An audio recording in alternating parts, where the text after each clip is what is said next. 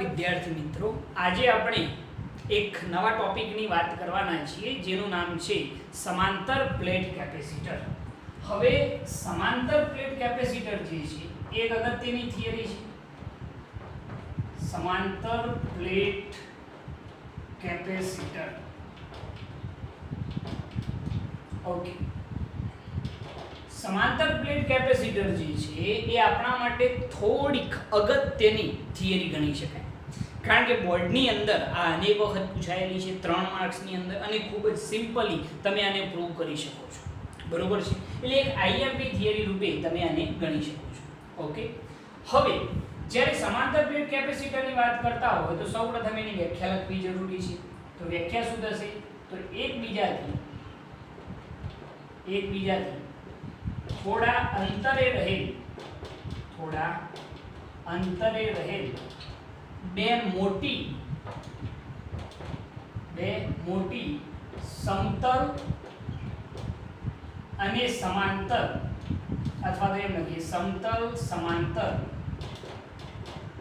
વાહક પ્લેટોથી બનતી રચનાને શું કહેવામાં આવે છે? સમાંતર પ્લેટ કેપેસિટર કહે છે. વ્યાખ્યા બહુ સિમ્પલ લખેલી છે મેં. એકબીજાથી થોડા અંતરે રહે બે મોટી સમતલ સમાંતર વાહક પ્લેટોથી બનતી રચનાને શું કહેવામાં આવે છે? સમાંતર પ્લેટ કેપેસિટર. આપણે બે પ્લેટો વિચારવાની છે જે એકબીજાથી થોડાક અંતરે રહેલ હોય, મોટી હોય, સમતલ અને કેવી હોવી જોઈએ? સમાંતર હોવી જોઈએ. તો એવી બે પ્લેટોની રચનાને શું કહેવામાં આવશે? સમાંતર પ્લેટ કેપેસિટર. હવે જો આપણે આ રચના દોરવા ઈચ્છતા હોય તો કઈ રીતે દોરી શકાય? આપણે જનરલી આને ઘણી બધી રીતે દોરી શકાય છે, પરંતુ તમારે આ જે પ્લેટ છે એ કંઈક આ રીતે સમજવાની છે. દાખલા તરીકે હું તમને એમ કહેતો હોય કે આ એક પ્લેટ છે સપોઝ, બરોબર? તો એક પ્લેટ આ રહી, પૃષ્ઠ તમારે આ રીતનું વિચારવાનું છે, અને બીજી પ્લેટ એની સામે આ રીતે મૂકવાની છે. બરોબર છે? આ રીતે જે ગોઠવણી થયેલી હોય એ સમાંતર પ્લેટ કેપેસિટરની ગોઠવણી કહેવાશે. હવે જરા જોજો, તો આપણે એને કંઈક આ રીતે વિચારીએ. પહેલી પ્લેટ આપણે ઉપર તરફ વિચારીએ, કંઈક આ રીતે. આ પ્રથમ પ્લેટ છે. બીજી પ્લેટ આપણે નીચેની તરફ વિચારીએ, અહીંયા આગળ. બરોબર છે? અને એની સાથે આપણે બેટરી જોડી દઈએ તો બંને જે પ્લેટો છે, શું આ પ્લેટો એ વીજભારિત થવાની છે. તો સમજી લો કે આ જે પ્લેટ છે, પ્રથમ પ્લેટ, એ ધન વીજભારિત થાય છે આ રીતે. બીજી પ્લેટ જે છે ઋણ વીજભારિત થાય છે આ રીતે. બરોબર? આ પહેલી પ્લેટ છે અને આ બીજી પ્લેટ છે. આપણે નામ આપી દઈએ, આ નંબર 1, આ નંબર. હવે આ બંને પ્લેટને થોડેક દૂર રાખવાની છે, જેમની વચ્ચેનું અંતર ખૂબ જ ઓછું રાખવાનું છે, જેને આપણે નામ આપી દઈએ D. બરોબર છે? હવે આ જે પ્રથમ પ્લેટ છે એનું ક્ષેત્રફળ અને બીજી પ્લેટનું ક્ષેત્રફળ કેવું હોવું જોઈએ? સમાન હોવું જોઈએ. ક્ષેત્રફળ તમારે ચેન્જ કરવાનું નથી. એટલે કે પ્રથમ પ્લેટનું ક્ષેત્રફળ A હોય તો બીજી પ્લેટનું પણ કેટલું હોવું જોઈએ? A હોવું જોઈએ. બરોબર? એના પછી પ્રથમ પ્લેટની પૃષ્ઠ ઘનતા કેવી હોય તો એ કેટલી છે? Plus sigma. બીજી પ્લેટની પૃષ્ઠ ઘનતા કેટલી છે? Minus sigma. બરોબર છે? કારણ કે આ ધન વીજભારિત, તો પૃષ્ઠ ઘનતા કેટલી કહેવાય? Plus sigma. બીજી પ્લેટની પૃષ્ઠ ઘનતા કેટલી કહેવાશે? Minus sigma. એના પછી પ્રથમ પ્લેટ પરનો વિદ્યુતભાર કેવો હોય તો પ્લસ ક્યુ. બીજી પ્લેટ પરનો વિદ્યુતભાર કેવો હોય તો શું કહેવાશે? માઈનસ ક્યુ. આ વસ્તુ તમારે લખવાની છે. શું લખશો? કે સમાંતર પ્લેટ કેપેસિટર ની પૃષ્ઠ ઘનતા પ્લસ ઓર માઈનસ સિગ્મા જેટલી છે. પહેલું સ્ટેટમેન્ટ શું? સમાંતર પ્લેટ કેપેસિટરના પ્લેટો પરની પૃષ્ઠ ઘનતા પ્લસ ઓર માઈનસ સિગ્મા છે. બરોબર છે? બંને પ્લેટ પરનો વિદ્યુતભાર પ્લસ ઓર માઈનસ ક્યુ જેટલો છે, અને બંને પ્લેટનું ક્ષેત્રફળ કેવું છે? સમાન છે. એટલી વસ્તુ લખવાની છે.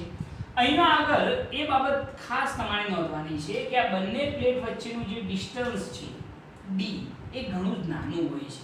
તો અહીંયા આગળ આપણે લખીએ કે અહીં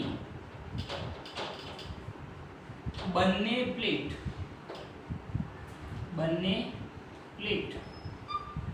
વચ્ચેનું અંતર બંને પ્લેટ વચ્ચેનું અંતર ઘણું જ નાનું હોય છે. આ ડી જે છે એ ખૂબ જ નાનું હોય છે, બરોબર છે, ક્ષેત્રફળની સરખામણીમાં. અને એના ઉપરથી જો આપણે લખવું હોય તો કંઈક આવું લખી શકીએ કે d² શું લખવામાં આવશે? a. બે પ્લેટ માટે આપણે આ અંતરની વાત કરતા હોય તો d² a લખી શકો, અથવા તો d પણ લખી શકો છો, બરોબર છે. તો અહીં બંને પ્લેટ વચ્ચેનું અંતર ઘણું જ નાનું હોય છે. આ અંતર ખૂબ જ બહુ નજીક હશે. આ બંને પ્લેટો કેવી હશે? ખૂબ જ નજીક હશે. ઓકે, બીજી વસ્તુ કે આપણે જાણીએ છીએ કે અનંત સમતલ વડે વિદ્યુત ક્ષેત્ર નું સૂત્ર આપણે તારવી ચૂકેલા છે. યાદ હશે તમને, E બરાબર સિગ્મા अपन શું હતું? 2ε0. યાદ છે આ વસ્તુ કે મેં તમને શીખવાડ્યું હતું કે આ રીતનું કોઈ એક અનંત સમતલ હોય જે વિભાજિત કરેલું હોય અને અહીંયાના કોઈ P બિંદુ પાસે વિદ્યુત ક્ષેત્ર શોધવું હોય તો એ વિદ્યુત ક્ષેત્ર કેટલું થાય? E બરાબર સિગ્મા अपन 2ε0 જેટલું થાય છે. આ તમે જાણો છો અને એનો વિડિયો પણ આપણા ચેનલની અંદર આપણે મૂકેલો છે, તમે જો ચેક કરવો હોય તો કરી શકો છો. અનંત સમતલ વડે ઉદ્ભવતું વિદ્યુત ક્ષેત્ર જેનું સૂત્ર આ છે, કોઈ પણ પ્લેટ વડે. હવે અહીંયા આગળ જે આપણે આ કેપેસિટરની રચના દોરેલી છે એની અંદર કુલ વિદ્યુત ક્ષેત્ર કેટલું થશે એ આપણે શોધવાનું છે. હવે કુલ વિદ્યુત ક્ષેત્ર શોધવા માટે આપણે શું વિચારીશું? તો એના માટે આપણે ત્રણ જગ્યાએ વિદ્યુત ક્ષેત્ર જોવું પડશે.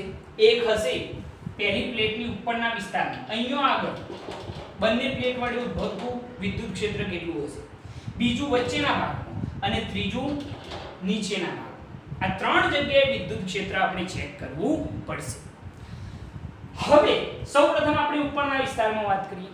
દરેક પ્લેટ વડે ઉદ્ભવતું વિદ્યુત ક્ષેત્ર તો આટલું જ થવાનું, બરોબર, પરંતુ એની દિશાઓ ખાસ સમજવાની છે કે કઈ દિશામાં વિદ્યુત ક્ષેત્ર હશે. જરા જોજો, પ્રથમ પ્લેટના લીધે ઉદ્ભવતું વિદ્યુત ક્ષેત્ર ત્રિજ્યાવર્તી કઈ દિશામાં હોય? બહારની દિશામાં. કેમ? કારણ કે ધનવીજભારિત હોય એટલે વિદ્યુત ક્ષેત્ર ત્રિજ્યાવર્તી બહારની દિશામાં, એટલે E1 આ દિશામાં અહીંયા આગળ. બીજી પ્લેટના લીધે ઉદ્ભવતું વિદ્યુત ક્ષેત્ર કઈ દિશામાં હશે? ત્રિજ્યાવર્તી અંદરની દિશામાં, એટલે કઈ દિશામાં?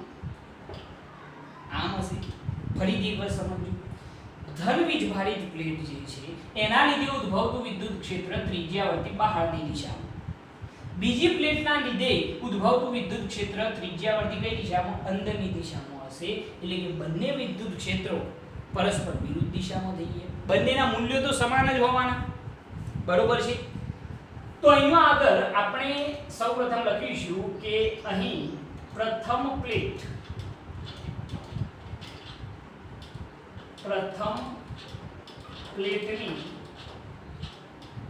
ઉપરના વિસ્તારમાં વિદ્યુત ક્ષેત્ર જો આપણે કહેવું હોય તો કેટલું થાય? ખ્યાલ આવ્યો ને? એની અંદર આમ થાય, આના લીધે વિદ્યુત ક્ષેત્ર આમ થશે. તો પ્રથમ પ્લેટની ઉપરના વિસ્તારમાં વિદ્યુત ક્ષેત્ર કેવું હોય? તો E બરાબર E1 પ્લસ આમ આવશે E2. E1 એટલે પ્રથમ પ્લેટના લીધે ઉદ્ભવતું વિદ્યુત ક્ષેત્ર અને E2 એટલે બીજી પ્લેટના લીધે ઉદ્ભવતું વિદ્યુત ક્ષેત્ર. તો પરિણામી વિદ્યુત ક્ષેત્ર E બરાબર E1 કેટલું આવશે? સિગ્મા अपन 2ε0. E2 પણ એટલું જ થાય કારણ કે બંને પ્લેટનું ક્ષેત્ર પણ સમાન છે, બરોબર છે, સમાન અંતરે રહેલ છે. એટલે ક્ષેત્ર વિદ્યુત ક્ષેત્ર તો એટલું જ થશે, પરંતુ એનાથી બિલકુલ કઈ દિશામાં છે? વિરુદ્ધ દિશામાં. E1 આમ છે અને E2 આમ છે. એટલે E2 વિદ્યુત ક્ષેત્ર કેટલું થાય? માઈનસ સિગ્મા अपन 2ε0. કારણ કે એની દિશા આખી કેવી થઈ ગઈ? વિરુદ્ધ દિશા થઈ ગઈ. તો પરિણામી વિદ્યુત ક્ષેત્ર કેટલું થાય? તમે કહેશો સાહેબ 0. પ્રથમ પ્લેટની ઉપરના વિસ્તારમાં વિદ્યુત ક્ષેત્ર કેટલું થઈ ગયું? 0 થઈ ગયું. સેમ એ રીતે તમને જો હું એમ કહું કે ચલો બીજી પ્લેટની નીચેના વિસ્તારમાં, અહીંયા આપણે લખીએ કે બીજી પ્લેટની નીચેના વિસ્તારમાં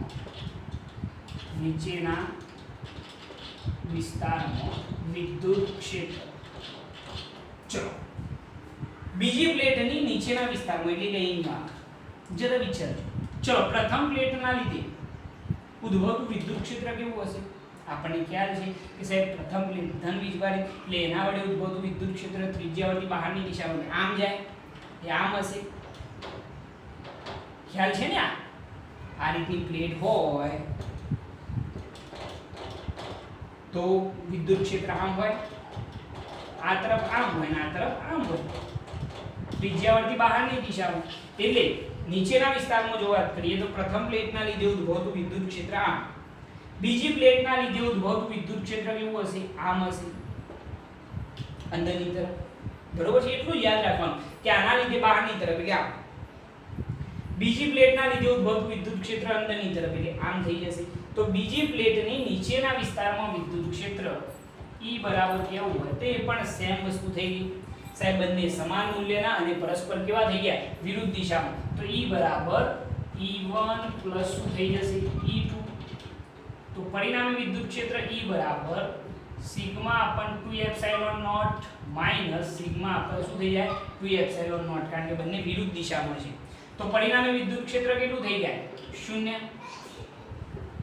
તો અહીંયા આગળ એ પણ આપણને ખ્યાલ આવી ગયો કે અહીંયા આગળ પણ પરિણામી વિદ્યુત ક્ષેત્ર કેટલું થાય છે? 0 થાય છે.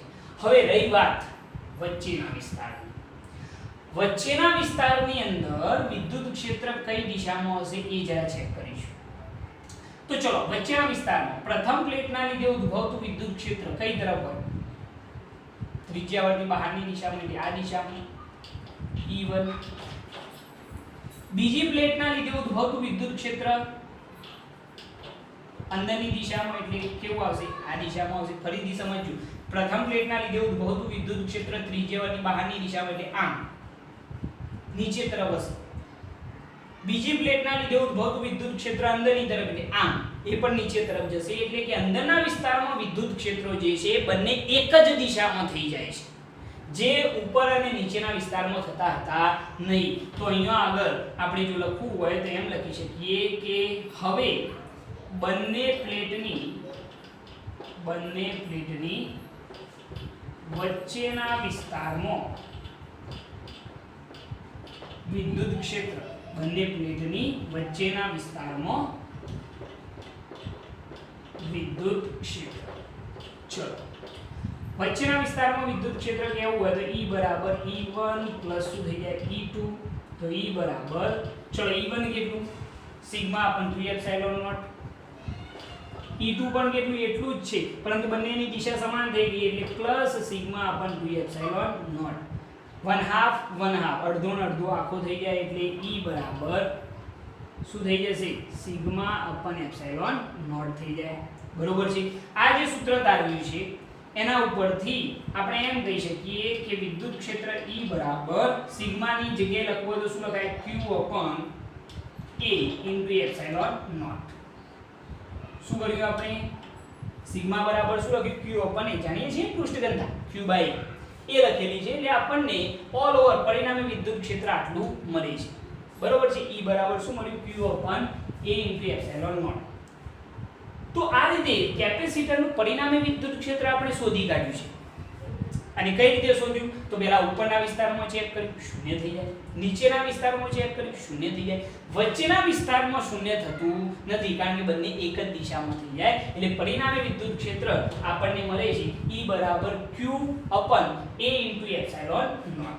ઓકે, હવે આટલી વસ્તુ સમજ્યા પછી આપણે જે આગળ વાત કરવાની છે એ શું છે જરા જોજો કે હવે અહીંયા આગળ જે વિદ્યુત ક્ષેત્ર હશે એ કઈ દિશામાં હશે એ વસ્તુ સમજવાની છે. એ જોઈએ એના પહેલા તમે આ વસ્તુ નોટ કરી લો, એના પછી આપણે આગળ થોડીક વાત કરીએ. નોટ કરી લેજો અથવા તો સ્ક્રીનશોટ લઈ લેજો. બરોબર છે? હવે જરા જોજો, ચલો આગળ જોઈએ કે અહીંયા આગળ આપણે જે વાત કરેલી છે એની અંદર આપણે સમાંતર પ્લેટ કેપેસિટર આ રીતે પણ દોરી શકીએ અથવા તો બીજી રીતે દોરવું હોય તો બીજી રીતે પણ દોરી બતાવીએ. જરા જોજો. ઓકે, કુલ વિદ્યુત ક્ષેત્ર ટૂંકમાં આપણે શોધી કાઢેલું છે E બરાબર Q upon A epsilon not. હવે આની અંદર કેપેસિટરને જો આપણે દોરવું હોય તો કંઈક આ રીતે પણ આપણે દોરી શકીએ છીએ. સપોઝ આપણે બે પ્લેટો જે છે એ કંઈક આ રીતે વિચારી લઈએ. એક પ્લેટ આ રીતે, બીજી પ્લેટ આપણે અહીંયા વિચારી લઈએ, બરોબર છે। આ જે છે આપણી ધન વીજભારિત પ્લેટ છે, આ જે છે આપણી ઋણ વીજભારિત પ્લેટ છે। હવે જરા જોજો કે અહીંયા આગળ જે વિદ્યુત ક્ષેત્ર રેખાઓ છે એ તો કઈ તરફ હશે? ધનથી ઋણ તરફ। તો અહીંયા આગળ વિદ્યુત ક્ષેત્ર રેખાઓ કઈ આ રીતે હશે? ધનથી કઈ તરફ હશે? તો ઋણ તરફ હશે। પરંતુ કેપેસિટરની જે સીમાઓનો વિસ્તાર છે એ સીમા ઉપર વિદ્યુત ક્ષેત્ર રેખાઓ જે છે એ સહેજ વળેલી હોય છે, કંઈક આ રીતે। કેપેસિટરની સીમા ઉપર જે વિદ્યુત ક્ષેત્ર રેખાઓ છે એ સહેજ કેવી હોય છે? વળેલી હોય છે। અને એ ઘટનાને શું કહેવામાં આવે છે? તો ફ્રિંગિંગ ઓફ ફિલ્ડ। તો અહીંયા આગળ આપણે એ વાત નોંધીએ કે કેપેસિટરની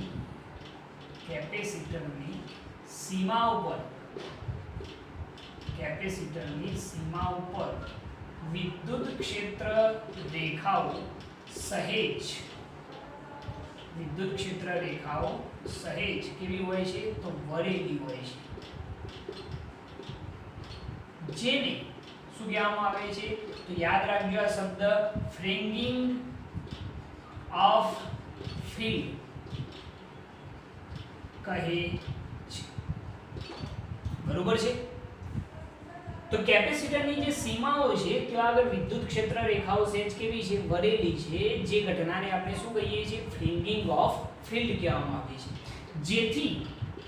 જેથી સીમા ઉપર કેપેસિટરની સીમા ઉપર વિદ્યુત ક્ષેત્ર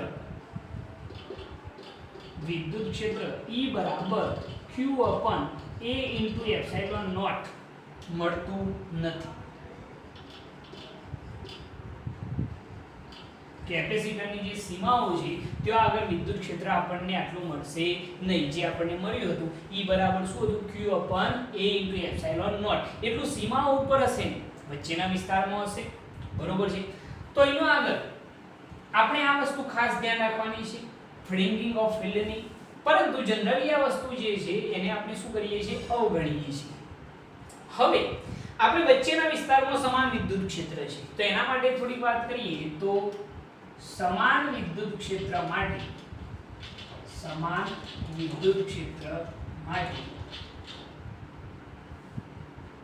વિદ્યુત ક્ષેત્રનું જે સૂત્ર છે એ આપણે અહીંયા આગળ લખવાના છે। તો સમાન વિદ્યુત ક્ષેત્ર માટે વિદ્યુત સ્થિતિમાનનો તફાવત V બરાબર E ઇન્ટુ શું લખવામાં આવશે? D।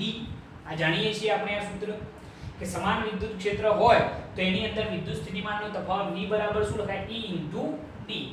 હવે જરા જોજો કે સમાન વિદ્યુત ક્ષેત્ર V બરાબર, ચલો E ની જગ્યાએ આપણે કુલ વિદ્યુત ક્ષેત્રનું જે સૂત્ર તારવ્યું હતું એ એપ્લાય કરવાનું છે। શું હતું? તો Q upon A ઇન્ટુ શું આવશે? એપ્સિલોન નોટ ઇન્ટુ શું થઈ જાય? D। આ સમાન વિદ્યુત ક્ષેત્ર માટે વિદ્યુત સ્થિતિમાનનો શું શોધાઈ ગયો? તફાવત। હવે આપણે જાણીએ છીએ કે કેપેસિટરનું કેપેસિટન્સ C બરાબર શું લખવામાં આવે છે? Q upon V। તો કેપેસિટરનું કેપેસિટન્સ C બરાબર Q upon, ચલો V ની જગ્યાએ શું લખીશું? વિદ્યુત સ્થિતિમાનનો તફાવત Q into D upon છેદનો છેદ અંશમાં A into epsilon naught। તો Q શું થઈ ગયા? Cancel out. તો કેપેસિટન્સ C બરાબર શું થઈ ગયું? epsilon naught into A upon શું થઈ ગયું? D। બરોબર છે। ઈઝીલી આ સૂત્ર તારવી શકું છું। ખાસ ધ્યાન શું રાખવાનું? પહેલા આ ઘટના જે વિદ્યુત ક્ષેત્ર રેખાઓ વળેલી છે એને શું કહેવાય છે? ફ્રિંગિંગ ઓફ ફિલ્ડ। જેથી સીમાઓ ઉપર વિદ્યુત ક્ષેત્ર E બરાબર Q upon A into epsilon naught મળતું નથી, બરોબર છે। પછી વચ્ચેના વિસ્તારમાં જો સમાન વિદ્યુત ક્ષેત્ર છે તો સમાન વિદ્યુત ક્ષેત્ર માટે વિદ્યુત સ્થિતિમાનનો તફાવત V બરાબર શું લખાય? E into D। તો V બરાબર કુલ વિદ્યુત ક્ષેત્રનું સૂત્ર આપણે તારવ્યું હતું, બરોબર છે। તો એ કેટલું લખ્યું? Q upon A into epsilon naught into શું થઈ ગયું? D, જે વિદ્યુત સ્થિતિમાનનો તફાવત થઈ ગયું। હવે એનું કેપેસિટન્સ શોધવાનું છે। તો કેપેસિટન્સ C બરાબર Q upon V સૂત્ર આપણે તારવ્યું હતું લાસ્ટ ટાઈમ। જો V ની કિંમત અહીંયાથી એપ્લાય કરી દેવાની છે તો તમને સમાંતર પ્લેટ કેપેસિટરનું કેપેસિટન્સનું સૂત્ર મળશે C બરાબર epsilon naught into A upon શું આવે છે? D, બરોબર। બીજી વસ્તુ કે આ સૂત્ર ઉપરથી તમે એમ કહી શકો કે સમાંતર પ્લેટ કેપેસિટર માટે કેપેસિટન્સનો આધાર શેના ઉપર રહેલો છે? તો તમે આના ઉપરથી કહી શકો છો કે કેપેસિટન્સ એ પ્લેટના ક્ષેત્રફળના શું હોય? સમપ્રમાણમાં. C ચલે છે એ સાથે સાથે કેપેસિટન્સ એ બે પ્લેટ વચ્ચેના અંતરના શું હોય? વ્યસ્ત પ્રમાણમાં હોય. કેપેસિટન્સ એ પરમિટિવિટીના પણ શું હોય છે? સમપ્રમાણમાં હોય છે. આ ધ્યાન રાખજો કારણ કે MCQ ની અંદર તમારે પૂછાઈ શકે છે કે સમાંતર પ્લેટ કેપેસિટર માટેનું જે કેપેસિટન્સ છે એ પ્લેટના આડછેદના ક્ષેત્રફળના શું હોય? સમપ્રમાણમાં. બે પ્લેટ વચ્ચેના અંતરના શું હોય? વ્યસ્ત પ્રમાણમાં. અને માધ્યમની પરમિટિવિટીના શું હોય છે? સમપ્રમાણમાં હોય છે. બરોબર, આ વસ્તુ તમારે નોંધવાની રહેશે. અહીંયા સુધી આ થિયરી 3 માર્ક્સની અંદર પૂછાઈ શકે છે. આખી થિયરીમાં આપણે કરીશું, ફરીથી એક વખત કહી દઉં કે આપણે જે સમાંતર પ્લેટ કેપેસિટર વિચાર્યું હતું એનું કુલ વિદ્યુત ક્ષેત્ર કઈ રીતે શોધેલું છે? તો પહેલા ઉપરના વિસ્તારમાં વિચાર્યું, તો ઉપરના વિસ્તારમાં તો વિદ્યુત ક્ષેત્ર કેટલું થઈ ગયું? 0. પછી બીજી પ્લેટની નીચેના વિસ્તારમાં વિચાર્યું તો પણ વિદ્યુત ક્ષેત્ર કેટલું થઈ ગયું? 0. વચ્ચેના વિસ્તારમાં વિદ્યુત ક્ષેત્ર શૂન્ય થતું નથી. વચ્ચેના વિસ્તારમાં વિદ્યુત ક્ષેત્ર આપણને કંઈક ના કંઈક મળે છે. બરોબર છે? તો કુલ વિદ્યુત ક્ષેત્ર વચ્ચેના વિસ્તારમાં શૂન્ય થતું નથી. એ કરી દીધું કામ. અને એના પછી આ કામ કે અંદરના વિસ્તારમાં વિદ્યુત ક્ષેત્ર ધનથી ઋણ તરફ હોય, પરંતુ જે સીમાઓ છે કેપેસિટરની જે સીમાઓ છે ત્યાં આગળ વિદ્યુત ક્ષેત્ર રેખાઓ સેજ કેવી હોય? વરેલી હોય છે. જે ઘટનાને આપણે નામ આપેલું છે ફ્રિંગિંગ ઓફ ફિલ્ડ. બરોબર છે? એટલે સીમાઓ ઉપર વિદ્યુત ક્ષેત્ર E q a epsilon 0 મળતું નથી. વચ્ચેના વિસ્તારમાં સમાન વિદ્યુત ક્ષેત્ર છે એના ઉપરથી B E * D કુલ વિદ્યુત ક્ષેત્ર આપણે શોધી ચૂકેલા છીએ q a epsilon 0 શું થઈ ગયું? D. કેપેસિટન્સનું સૂત્ર C શું લખાય? q v. v ની કિંમત અહીંયાથી એપ્લાય કરવાની છે તો કેપેસિટન્સનું સૂત્ર મળી જશે C epsilon 0 a d. આના ઉપરથી તમને ખ્યાલ આવી જશે કે કેપેસિટન્સ એ ક્ષેત્રફળના સમપ્રમાણમાં હોય, બે પ્લેટ વચ્ચેના અંતરના વ્યસ્ત પ્રમાણમાં હોય અને પરમિટિવિટીના પણ શું હોય છે? સમપ્રમાણમાં હોય છે. આ થિયરી ખૂબ જ ઇમ્પોર્ટન્ટ થિયરી છે કારણ કે બોર્ડની અંદર અનેક વખત આ થિયરી પૂછાઈ ચૂકેલી છે અને એક મોસ્ટ આઈએમપી થિયરી રૂપે તમે આને વિચારી શકો છો. એટલે આને વ્યવસ્થિત સમજી અને ખૂબ જ ઈઝી થિયરી છે એટલે સરળતાથી તમને 5 પણ જશે. એના પછી નેક્સ્ટ ટાઈમ આપણે આ જે કેપેસિટર છે એની અંદરના વિસ્તારમાં ડાઇલેક્ટ્રિક ભરી દઈશું અને એ વખતે કેપેસિટન્સ ઉપર શું ઇફેક્ટ પડે છે એ પણ આપણે જોવાના છીએ. તો નેક્સ્ટ ટાઈમ આપણે એ ટોપિક જોઈશું. ત્યાં સુધી તમારે જય ભારત, જય હિન્દ.